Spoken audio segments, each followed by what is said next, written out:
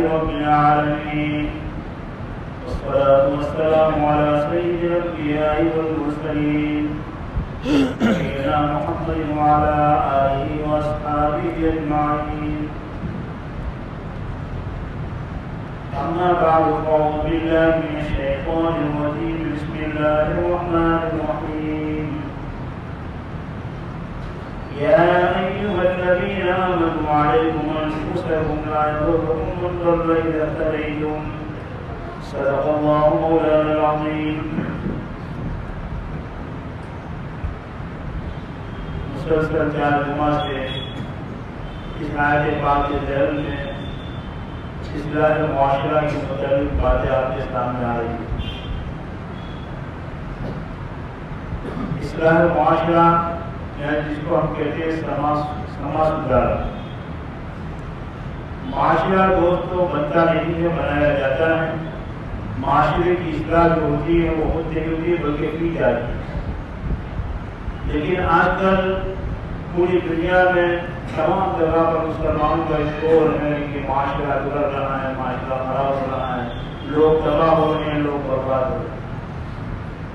اسی وجہ سے معاشرے کے اندر اصلاح ہوتی نہیں.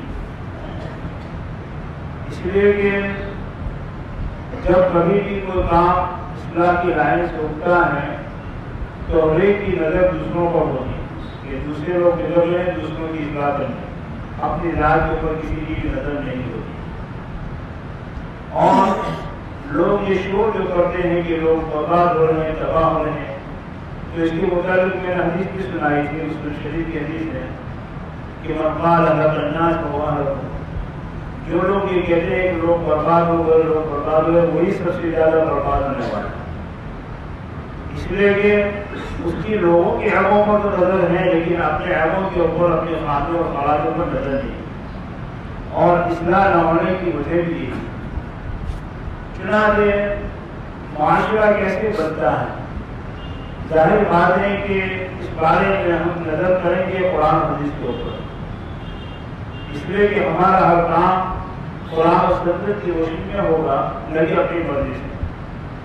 آج کل معاشرے کی اصلاح کے لیے جو کمیٹیاں بنتی ہیں، انجمنیں قائم ہوتی ہیں، تنظیمیں قائم ہوتی ہیں، اور اسی طریقے سے مختلف ناموں سے مختلف گروپ کھڑے ہوتے ہیں. لیکن جہاں اس کے لیے اصلاح کے قانون بناتے ہیں، اصلاح کے لیے جو وزارت کرتے ہیں، دستور کرتے ہیں، تو اس میں اپنی مرضی کے مطابق ہوتا ہے. حالانکہ جو ہے معاشرے کو بنانا یہ کوئی اپنی مرضی سے نہیں ہوا کرتا ہے اور یہ ہمارے بس کا کام ہی نہیں. معاشرہ وہی بنے گا جو قرآن اور حدیث بتائے گا، سماج اسی سے جڑے گا. چنانچہ اسی ذیل کے اندر میں نے سب سے پہلی بات جو لی تھی کہ نبی کریم صلی اللہ علیہ وسلم نے فرمایا من یضمن لی ما بین لحیہ وجلدیہ اضمن لہ الجنہ.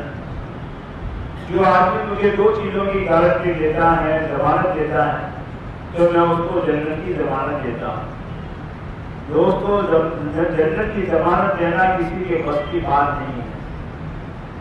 یہ تو صرف اور صرف اللہ ہی کا کام ہے اور اللہ ہی جانتا ہے کہ کون جنت میں جانے والا ہے، کون نہیں جانے والا. اور جنت کی ضمانت دینا اور جنت کی ضمانت کے لیے جو اعمال بدل کو کر لینا، یہ اس بات کی بھی گارنٹی ہے کہ وہ آدمی دنیا کے ایمان کے ساتھ جیے گا، دنیا کے ایمان کے ساتھ جائے گا. اور یہ دوستو بہت بڑی بات ہے. اس لیے کہ مسلمان ہونا اور مسلمان ہونے کے بعد مسلمان ہونے کے ساتھ دنیا سے جانا یہ کمال کی چیز ہے. فَلَا تَمُوتُنَّ إِلَّا وَأَنْتُمْ مُسْلِمُونَ. قرآن پاک بھی کہہ رہا ہے کہ تمہاری ہرگز موت نہ آئے مگر اس حال میں کہ تم مسلمان. اب ظاہر بات ہے کہ مسلمان ہو کر مرنا، ایمان کے اوپر خاتمہ ہونا، یہ بھی انسان کے بس کی بات نہیں، لیکن اس کا طریقہ بتایا ہے قرآن پاک نے، حدیث نے اس کا طریقہ بتایا کہ تم دنیا کے مسلمان ہو کر کیسے جاؤ. لہذا جنت کی ضمانت یہ کون دے رہا ہے؟ سرکار دو عالم صلی اللہ علیہ وسلم دے رہے ہیں. اور ظاہر بات ہے کہ آپ کی کوئی بات اپنی طرف سے نہیں ہوا کرتی، بلکہ آپ کا ہر کام ہر بات میں جانب اللہ ہوا کرتا ہے، اور آپ جو کچھ بولتے ہیں وہ اللہ کی طرف سے بولتے ہیں۔ وہ اللہ نے اپنا نبی کو یہ کہہ دیا کہ جو چیزوں کی ضمانت دے لیں تم اس کو جنت کی ضمانت دے دو ہماری طرف سے۔ اس میں یہ بات فرمائے مابینا لے گئی، جو دو جگہوں کے درمیان ہے۔ علماء نے جو دو جگہوں کے درمیان سے مراد زبان بھی لی ہے، آنکھیں بھی لی ہیں اور کان بھی لی، ان چیزوں کی حفاظت۔ ظاہر بات ہے کہ ان چیزوں کی حفاظت ہوگی تو معاشرہ بہت کچھ سدھر جائے گا۔ اس لیے کہ معاشرے کے بننے اور گزرنے کا سارا دار مدار سب سے پہلے تو زبان پر ہوتا ہے۔ انسان اپنی زبان سے ایک کلمہ بول دیتا ہے، بات کہہ دیتا ہے، اور اس کو اس کی پرواہ بھی نہیں ہوتی میں نے اپنی زبان سے کیا کیا، لیکن کتنوں کے دل چیر دیتا ہے، کتنے کے دلوں کا شگاف ڈال دیتا ہے، کتنے دلوں کو دکھی کر دیتا ہے۔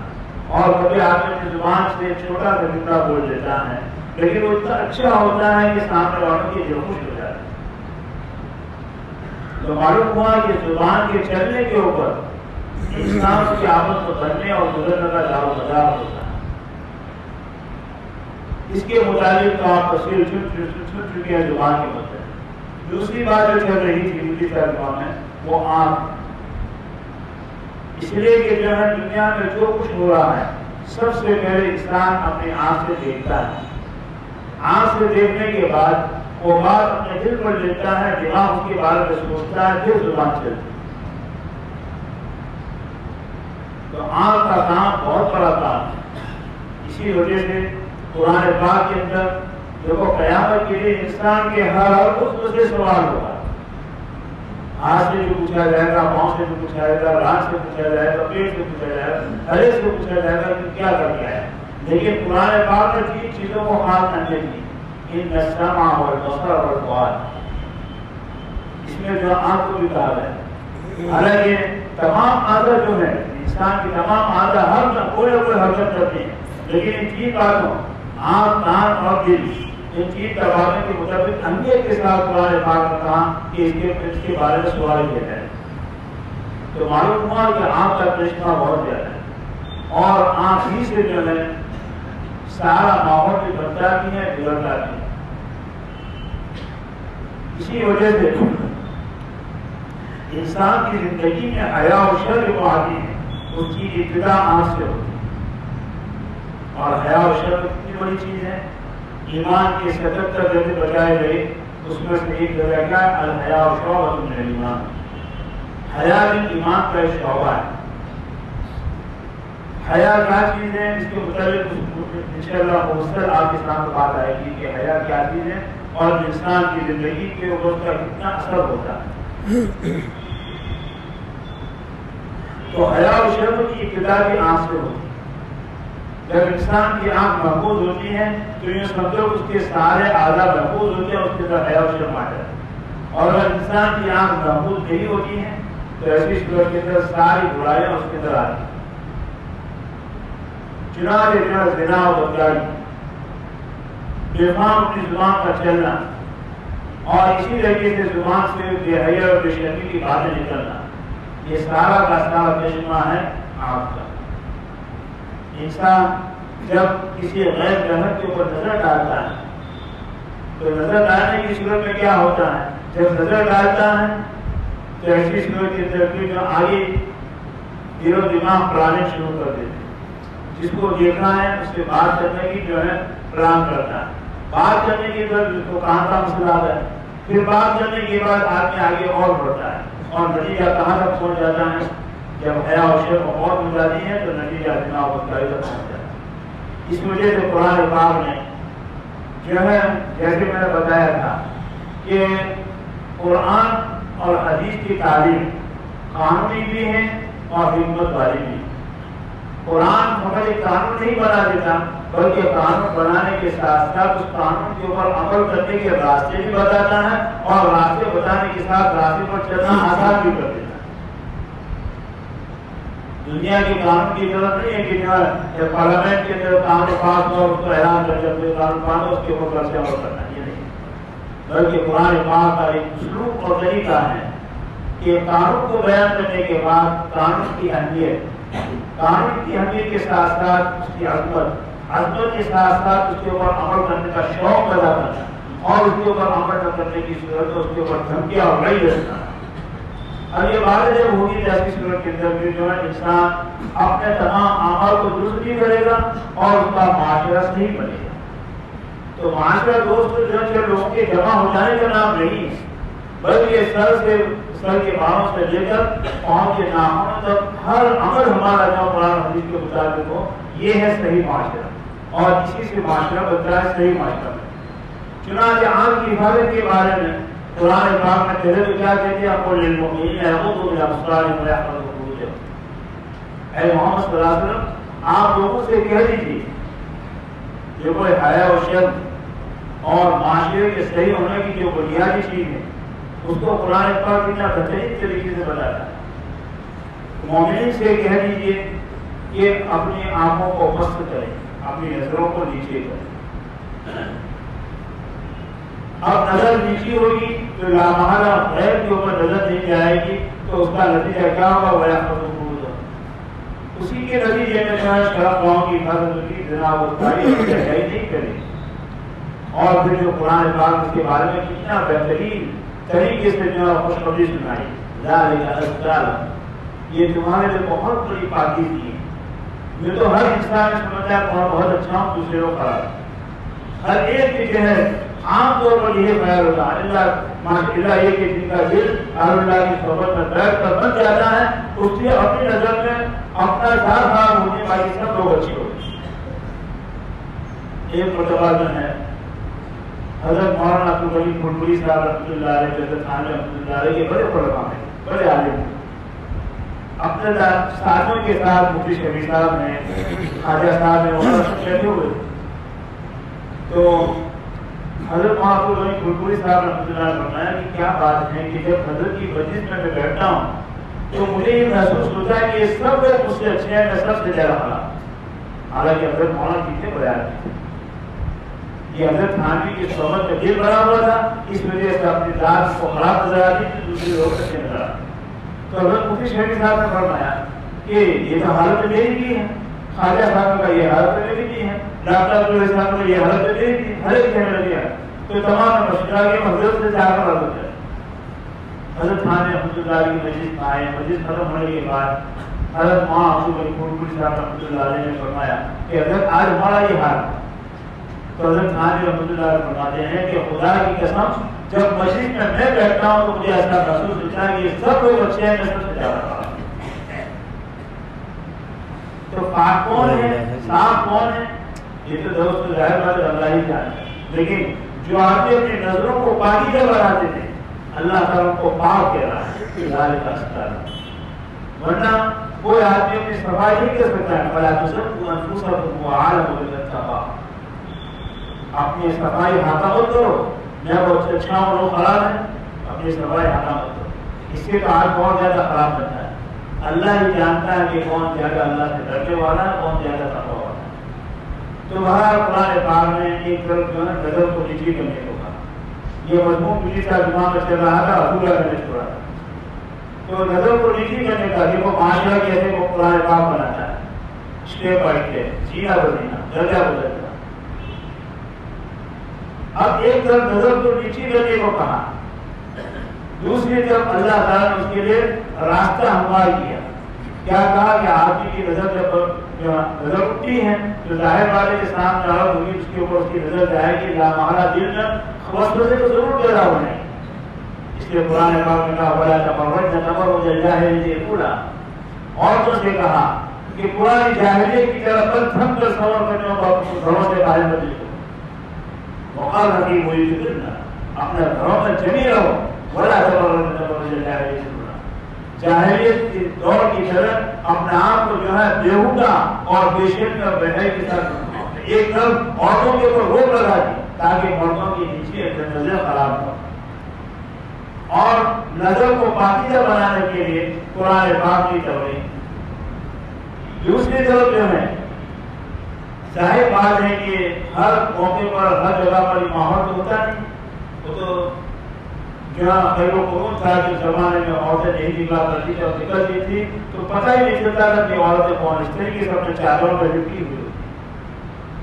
لیکن جو ہے جیسے میں نے گزشتہ زمانے کہا تھا کہ جب دشمن نے میدان کے اندر ہار کھائی تو مستقل اس کی سوچ کے لیے بیٹھے کہ خاص طور پر مسلمانوں کو ٹارگیٹ بنانا ہے کہ مسلمانوں کو تباہ کر دیں اور برباد کرنے کے کیا راستے ہیں.